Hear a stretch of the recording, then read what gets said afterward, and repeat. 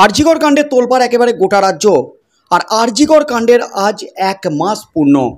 1 মাস পূর্ণ হয়ে গেল আরজিকর কাণ্ডের খুন এবং ধর্ষণ কাণ্ডের মেন অভিযুক্তকে ধরতে পারল না সিবিআই।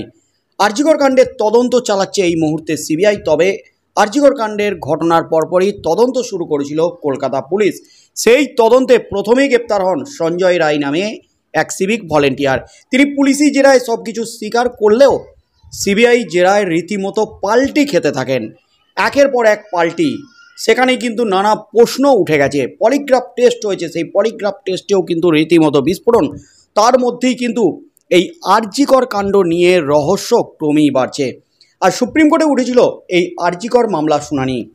সুপ্রিম কোর্টে রীতিমতো একাধিক প্রশ্ন উঠে গেছে। সুপ্রিম কোর্টের প্রধান বিচারপতি একাধিক প্রশ্ন তুলে দিয়েছেন রাজ্য পুলিশ এবং রাজ্য সরকারের কাছে।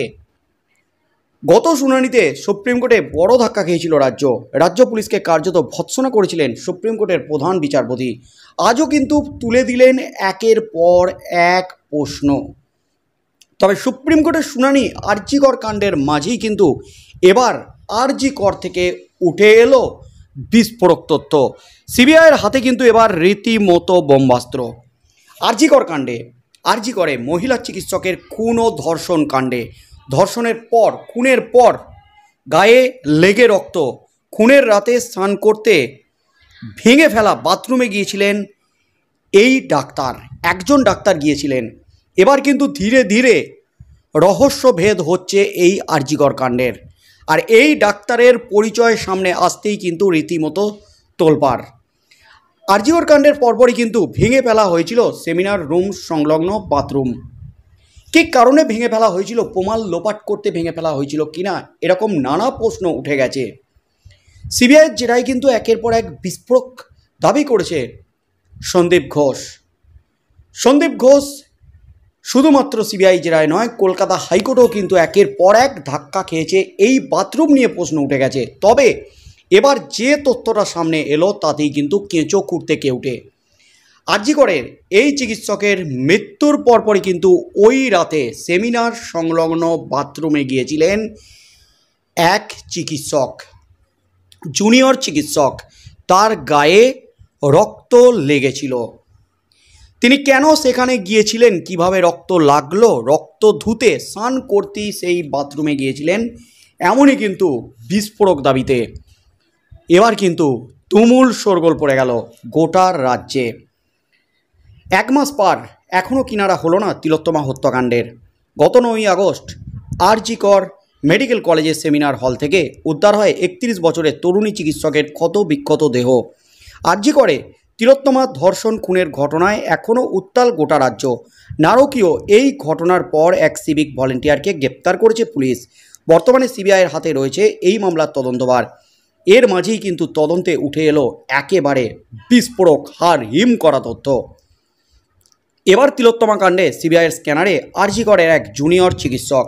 জানা গেছে ঘটনার দিন অর্থাৎ 9ই আগস্ট ভোরে চেস্ট মেডিসিন বিভাগের যে বাথরুম ভেঙে ফেলা হয়েছিল সেখানে স্নান করেছিলেন ওই জুনিয়র চিকিৎসক।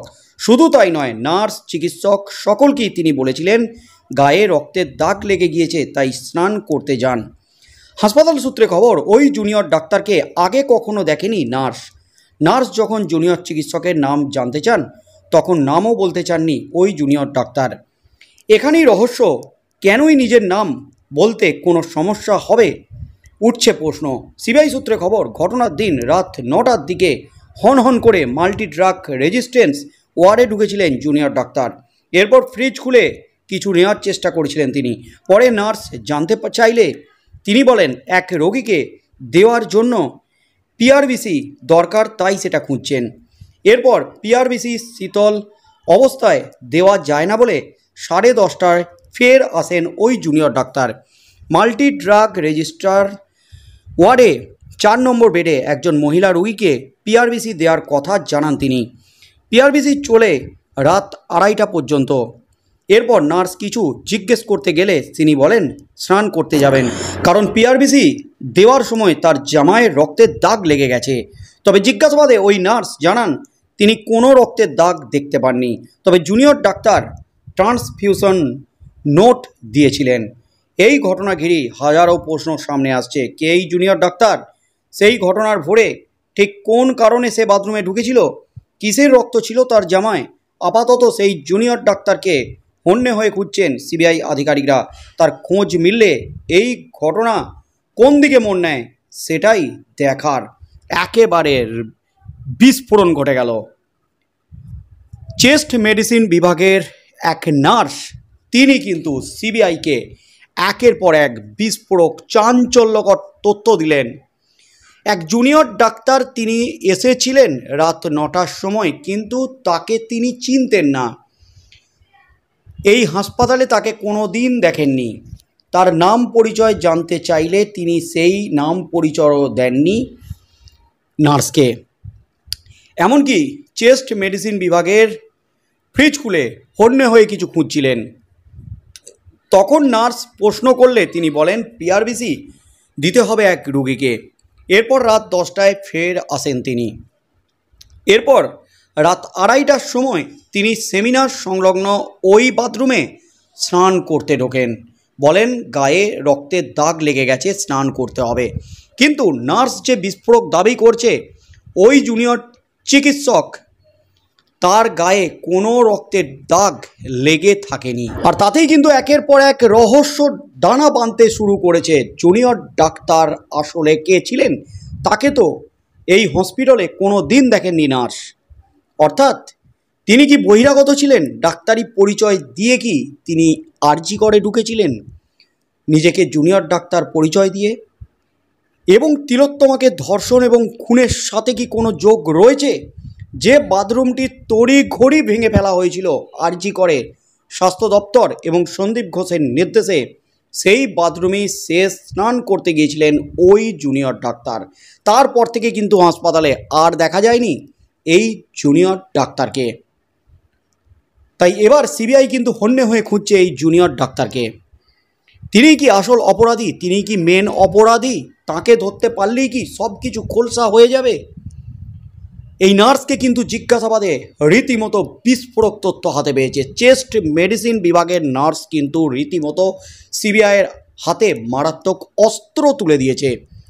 এবং এই নার্সকে জিজ্ঞাসাবাদ করে এই জুনিয়র ডাক্তারের চেহারা বা অন্যান্য সমস্ত কিছু বিবরণ জানতে চাইছে এবং জুনিয়র ডাক্তার আসলে কে সেটা জানার চেষ্টা চালাচ্ছে। এমনকি সিসিটিভি ফুটেজ বা অন্য সব কিছু দেখার এবং সেটা থেকে এই জুনিয়র ডক্টরের আসল পরিচয় জানার চেষ্টা চালাচ্ছে সিবিআই আধিকারিকরা। অর্থাৎ তিলোত্তমা খুনে মেন অপরাধী ধরা না পড়লেও একের পর এক তথ্য, একের পর এক বিস্ফোরক হাড় হিম করা তথ্য, রহস্যজনক তথ্য এই মুহূর্তে সিবিআইয়ের হাতে। তাই আগামী দিনে কি হতে চলেছে? এই জুনিয়র ডাক্তারের পরিচয় কবে ফাঁস হয়? এই জুনিয়র ডাক্তার আসলে কে? তিনি কি মেন কালপিট, মেন অপরাধী? কি হতে চলেছে আগামী দিনে? কারণ রাত 2:30টার সময় ওই সেমিনার হলের বাথরুমে ঢুকেছিলেন এই জুনিয়র ডাক্তার স্নান করতে। আর সেমিনার রুমের সংলগ্ন বাথরুম ছিল এটি। সেখান থেকে সেমিনার রুমে অনায়াসেই যাওয়া যেত। তাই কিভাবে ঘটলো এই ঘটনা?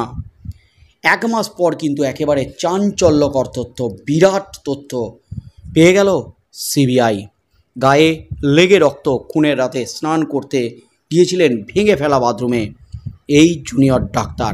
আরজি কর কাণ্ডের অবশেষে বড় পর্দা ফাঁস। আগামী দিনে কি হতে চলেছে বন্ধুরা, আপনারা কি বলবেন? এই জুনিয়র ডাক্তারই কি মেন অপরাধী? তাকে জিজ্ঞাসাবাদ করলে, তাকে ধরতে পারলেই কি সিবিআই তাদের তদন্তে বড়সড় সাফল্য পাবে? কি হতে চলেছে আগামী দিনে তিলোত্তমা খুনে, সেদিকেই চোখ থাকবে গোটা রাজ্যের।